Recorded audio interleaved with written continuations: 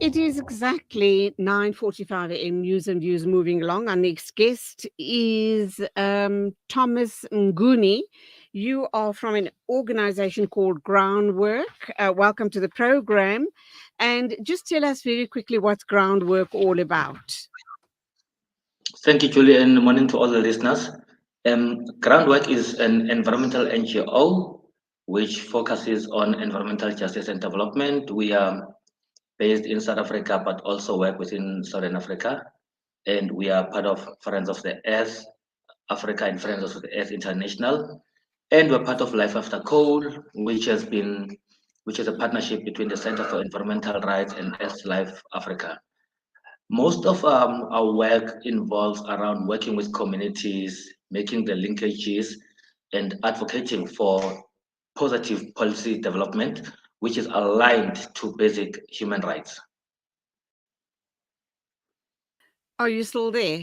I just thought your picture froze there. Can you,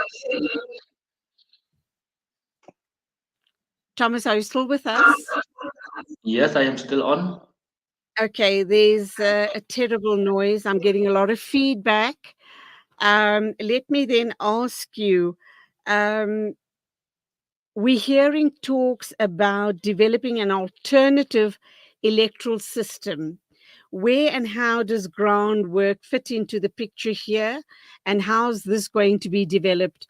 And I'm also thinking about all the necessary role players that's going to be involved. I think it is important to note that currently South Africa, we are in a process wherein we are talking about the just transition, and which is basically a phase out of the fossil fuels. And part of that just transition is about how we generate electricity in a cleaner way. And earlier I mentioned that we've been tracking what's happening because the current, like 80% of our electricity is being generated from coal. And I think it is common that coal has a lot of negative environmental and health impacts on people. So as groundwork, we work to advocate for a much bigger role, especially for community people and workers, to say workers need to be part of the decision-making process, and they need to be directly involved in the generation of electricity using all the available alternative energy sources, which are basically clean. So we are currently engaging with different stakeholders, which is government, ESCOM, communities, and workers, to make sure that ordinary community people have a much bigger role in how decisions are being made and how electricity is going to be generated moving forward. All right, Thomas, I owe you an apology. I do owe you an apology because I don't have the name of the company on screen, and I didn't realize that we were talking about the energy situation. I thought we were talking about the electoral system. So I do apologize for the confusion it might have created for you. I think the issue that we want to discuss with you this morning is the imminent 40% electricity price increase warning to South Africans. What do you know about that? Well, look, there are two processes. Just recently, I think in March, ESCOM was given an increase of about 12%. And in terms of the National Energy Regulator of South Africa, ESCOM has an option to apply for what we call a clawback process. So after the annual increase, ESCOM can always go back to NESA and say, in terms of our cost, we are not in a position to recover what we spent in terms of generating. And this is basically the application ESCOM wants to make now, which is called a clawback process.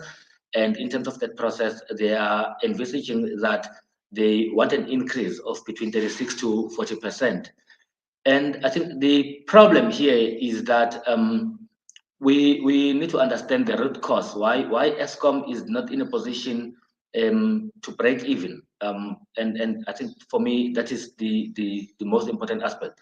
One of those is that over the past few years, last year, we had a lot of load shedding and most of the money was spent on maintenance. But in the current context, we haven't had load shedding for the past 2 months. And the reason for that is because we have had a lot of independent power producers coming online. We have had a lot of industries generating their own electricity. Therefore, as much as Eskom might be generating electricity, most of that electricity does not go into the market. And that means Eskom is spending a lot of money on generating electricity, which they cannot sell. Now, this clawback process is meant to recover that. And I think from GroundWork, we have warned the government that if we privatize our energy sector, ordinary people will have to pay for the huge tariff increases. And this application by Eskom right now is a clear indication of what we've been saying to government and Eskom itself. Indeed, I'm hearing some very serious implications to us as energy users. Um, the one thing that jumps out at me is we've had load shedding over the past few years, which has literally crippled the economy. And yet you telling me that Eskom generates X amount of electricity, which they can't even on sell to the people who need it most. Question number one, and very worrying. And then number two, you are also saying no to privatization, because if we do go the privatization route, you are suggesting that it's going to be unaffordable for the ordinary man in the street. Can you respond to those two very serious questions, please? Look, we first need to understand the mandate for Eskom was not basically to generate electricity for household. The initial mandate was for Eskom to generate electricity for the base load, which is basically industry. Now, with the proclamation that was made by the president last year that industry can generate up to 100 megawatts of electricity, most of what is happening now is that there's a lot of wheeling that is like moving energy from one area to another. So the industries are developing their own energy, and that basically means the demand for Eskom is being reduced. So they can generate their own electricity, therefore they reduce the demand. And I think for me, it's a simple mathematical processes. You generate a lot of electricity and the demand is less. That means it compromises your supply, and that affects your books. And we need to be very clear that when load shedding happened, more than it hitting industry, it hit ordinary people because industry would go on load shedding for a couple of hours, but ordinary people would go on load shedding for days to days without a stop. So we need to be clear as to who was really impacted by load shedding. We were complaining the health sector, the hospitals didn't have energy, the schools didn't have energy, ordinary households didn't have energy, but industry continued to operate. So for me, we need to be very clear. But if you look into the fact that most of the industries are in a position to develop their own plants now. Everyone is putting solar, everyone is putting wind turbines in their plants, and that basically impacts on what Eskom is going to supply in the open market, especially when you look into the energy intensive users group. They're beginning to develop their own plants, which means they're taking less from Eskom and purchasing more on their own. And that will have a huge implication in terms of tariffs, because Eskom will have to adjust the tariffs in order to make sure that they cover their books. So let's look at the privatization route, because there's been a lot of players on the market suggesting the time when we're having those very continuous rolling blackouts. A lot of people have installed solar, and a lot of enterprises are producing their own electricity, which they would like to on sell to consumers as well, ordinary households. Um, does that then suggest that's a privatization route? Or are we looking at a bigger master plan regarding privatization? And is that then going to increase the prices unaffordably to 40% perhaps? Or is it Eskom that is going to be forced to hike their tariffs to break even perhaps? Look, let's look into what is happening now. One, because of the debt, Eskom is not allowed to build further plants. So we don't have any new build programs that will be coming from Eskom. And secondly, um, most of the independent power producers are mainly private. They're not state owned, they're not community owned, they're not worker owned, they're state owned entities. Now, if we want Private to owned, you mean private owned entities? private owned entities. Yes, Now, yes. if we want to address energy, especially the energy being one of those rights or basic services that people must have access to, why are we not looking into a process wherein we begin to put household rooftop solar so that ordinary people can generate their own electricity and then they can feed the excess energy into the ESCOM or the municipal grid. And then ESCOM can sell to energy intensive users the excess energy they got from household. So it's not happening in that fashion. So what we see happening is that one, we've got a lot of private entities who want to move into the energy sector. And with that, they generate, they still have to sell to ESCOM. And we've seen ESCOM has just established a new national transmission company. They still have to sell to ESCOM. But on the other hand, they can sell from one private entity to another, and they will be using the ESCOM grid, and that's the process we call wheeling. They will be using the ESCOM grid to supply energy from one entity to another. So that alone reduces the reliance on ESCOM's generation.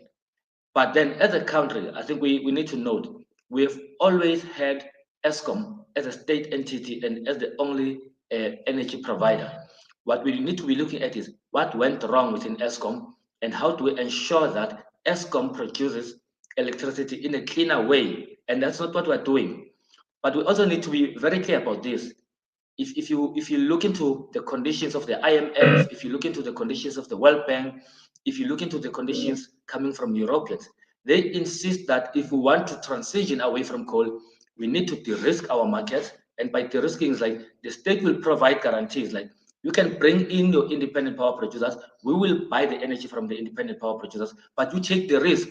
If that doesn't work, then the state must be responsible. So that's the condition we're looking at, that we're bringing in more private players into the energy sector, but the state is taking all the risk. Government is taking all the risk. So for me, it's all this risk we're taking. Government should be borrowing money to develop electricity infrastructure to make sure that ESCOM functions effectively and efficiently, not bringing in the private sector. Okay, a last question, a short, sharp answer, please, if you don't mind. My next guest is standing by. Is government um, listening to what your groundwork is suggesting, and what other role players, very especially private energy producers, are saying? Do you think government will come on board? Yes or no?